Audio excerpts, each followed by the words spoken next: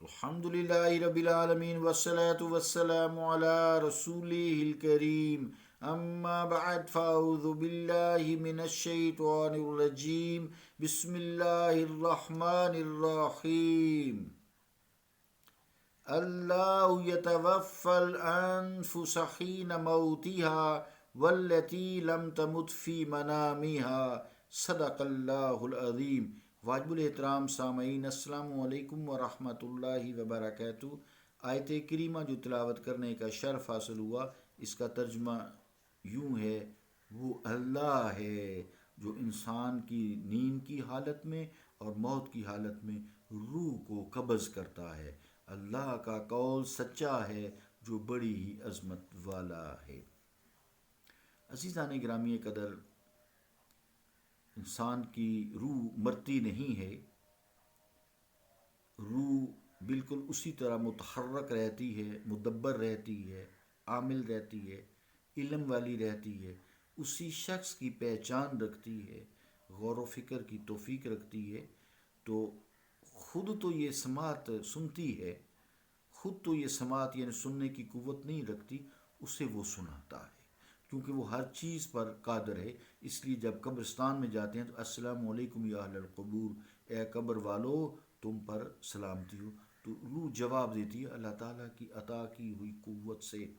تو اللہ تعالیٰ کے بغیر تو کوئی شے مستقل تصرف کی مالک نہیں ہے، روح بھی اسی میں شامل ہے۔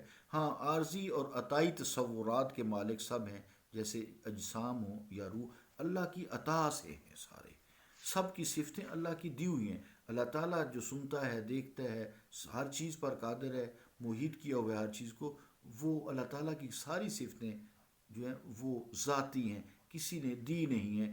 ہر شخص کو انسان نے کچھ نہ کچھ صفات عطا کی ہے۔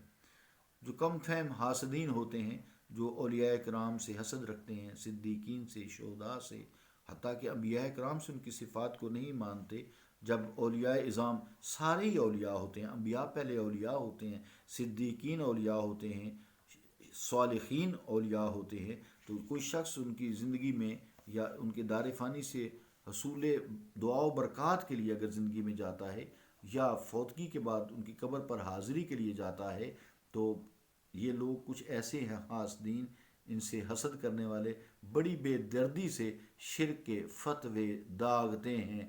وہ اگر ذرا عقل سے کام لیں کہ جب کوئی مسلمان کسی ولی یا بزرگ، کسی نبی، صدیق یا صالحین کی خدمت میں حاضر ہوتا ہے، تو وہ زندگی کی بات کر رہا ہوں، تو وہ دعا طلبی کے لیے حاضر ہوتا ہے کہ اللہ کی بارگاہ میں اس سے دعا کرائی جائے، وہ مقبول اللہ تعالیٰ کے ہوتے ہیں۔ معاذ اللہ اس کی عبادت نہیں کر رہا ہوتا۔ اگر کسی کے پاس محض دعا طلبی کے لیے جانا بھی عبادت اور شرک ہے، تو پھر بالفاظ مولانا کرم شاہ بھیروی ان صحابہ کرام رضی اللہ تعالیٰ عنہ کے متعلق کیا فتویٰ کیا جائے؟ صحابہ کرام رضوان اللہ تعالیٰ اجمعین کے بارے میں کیا فتویٰ جاری کریں گے، جو حضور کریم علیہ الصلوۃ والسلام کی خدمت میں ہر وقت حاضر ہوتے تھے؟ جناب بارش کی دعا کر دیجئے، جناب رزق تنگ ہو گیا ہے، فصلیں نہیں ہو رہی، مجھے یہ پرابلم ہو گئی ہے۔ کبھی بارش تھمنے کی دعا کراتے ہیں، کبھی بیماروں کی شفا یابی کے لیے دعا کراتے ہیں، اور کبھی دیگر مقاصد کے لیے حاضر خدمت ہو کر التماس دعا کرتے ہیں۔ تو ایسے متعدد واقعات ہمیں کتاب احادیث میں، کتب حدیث میں ملتے ہیں، ان کی زینت ہیں۔ اگر خشک سالی کے رفع ہونے کے لیے حضور کریم علیہ الصلوۃ والسلام کے لیے دعا کراتے، ان سے حضور صلی اللہ علیہ وسلم دعا کرتے تو گھنگھور گھٹائیں امڑ امڑ کر برسنے لگتی، اور اگر مریضوں کی صحت کے لیے حضور کریم علیہ الصلوۃ والسلام شفا کے لیے ہاتھ اٹھا دیتے تو لال علاج مریضوں کو دولت صحت مل جاتی تھی۔ اگر یہ سب کچھ غلط تھا تو پھر صحابہ کرام ایسا کیوں کرتے تھے؟ بتائے کوئی؟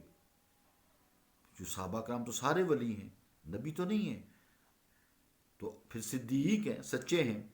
اگر رسالت مآب صلی اللہ علیہ وآلہ وسلم نے ایسا کرنے سے منع کرتے تو پھر بھی بات ہی، تو آپ نے تو منع نہیں کیا بلکہ دعا کی۔ تو صحابہ کرام پر شرک کا فتویٰ لگانے کی ہمت نہیں پڑتی نا، گردن اڑا دیں گے لوگ۔ اس لیے جو مفتیان دین ہیں، جو دین فروش مفتی ہیں، جو روٹی کے پیچھے یہ سب کچھ کرتے ہیں، توہین صحابہ کے سلسلے میں تعزیرات پاکستان میں شامل سزا کا انہیں علم بھی ہے۔ اگر ہم میں سے کوئی کسی بزرگ کے پاس صرف دعا طلبی کے لیے، دعا کرانے کے لیے چلا جائے تو فوراً شرک کا فتویٰ لگا دیا جاتا ہے، قیامت اٹھا دی جاتی ہے، اور جو آیات ہیں کفار کے بارے میں وہ فوری طور پر چسپاں کر دی جاتی ہیں۔ تو تو یہ لا علمی ہے، جاہلیت ہے. اللہ تعالیٰ ایسے لوگوں سے بھی بچائے اور انہیں بھی ہدایت دے کہ روٹی کمانے کا ذریعہ کچھ اور ہی بنا لیتے اس دین کے، کیونکہ کسی صحابی نے، کسی نبی نے دین سے روزی روٹی نہیں کمائی. تو اس تیر ملامت کا نشانہ بننے کے لیے ہم ہی لوگ رہ گئے ہیں، غریب آدمی جو ان لوگوں سے پیار کرتے ہیں، ان سے عقیدت رکھتے ہیں، صدیقین سے، انبیاء سے، شہداء سے، صالحین سے، اولیاء سے، متقی لوگوں سے، علماء خیر سے. تو یہ مثل ٹھیک ہے کہ کمزور کو دیکھ کر غصے کا طوفان امڑ آتا ہے اور طاقتور کو دیکھتے ہی ساحل لب پر امواج تبسم کھیلنے لگتی ہیں. اللہ تعالیٰ ہمیں ہدایت عطا فرمائے. صلی اللہ تعالیٰ علی رسول خیر خلقہ محمد وعلی آلہ وصحابہ اجمعین برحمتک یا رحمۃ.